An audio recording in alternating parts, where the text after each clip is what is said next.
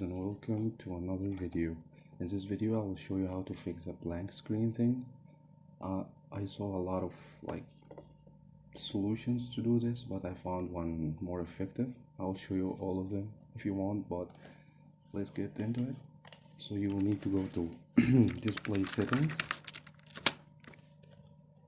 and from there you will need to go to graphic settings, and you won't see this here, so you will have to find it, click browse and get it.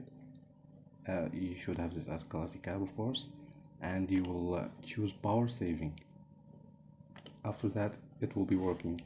If not, I saw this, but you will need to go to NVIDIA control panel and you will need to wait a bit. It takes time, depends on your PC, of course. So you need to go to Manic 3D settings, then program settings. You will pick add. Of course you will get your OBS and exe extension.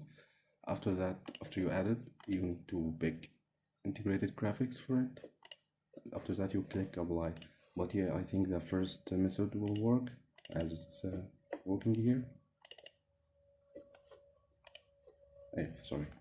So yeah, of course that if you have like an NVIDIA graphic with like a laptop, and that's all.